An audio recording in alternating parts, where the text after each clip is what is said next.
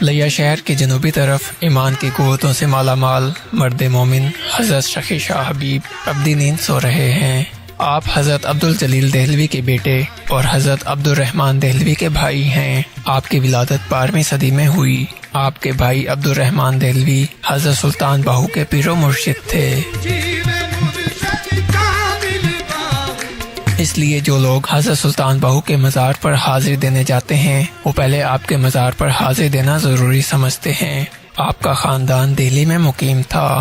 یہ خاندان تقوی اور عبادت میں اپنا مقام رکھتا تھا۔ آپ کے خاندان میں کرامات کے ظہور کی اجازت نہ تھی، مگر حضرت سخی شاہ حبیب کی کرامات عمر کے 10ویں سال میں ہی بے ساختی کے عالم میں ظاہر ہونے لگیں۔ ہوا یوں کہ ایک مرتبہ آپ ایک دیوار پر بیٹھے کھیل رہے تھے کہ قریب سے ایک گھڑ سوار گزرا۔ آپ نے اس کو مقابلے کی دعوت دی جو اس نے قبول کر لی۔ آپ نے دیوار کو چلنے کا حکم دیا تو دیوار گھوڑے کی طرح چلنے لگی۔ آپ کی اس کرامات کا بڑا چرچا ہوا۔ اسی طرح ایک بار آپ کو اسلام دشمن افراد نے جلتی بھٹی میں پھینک دیا، مگر آپ اللہ کے حکم سے صحیح سلامت آگ سے نکل آئے، جس پر وہاں موجود سب لوگ مسلمان ہو گئے۔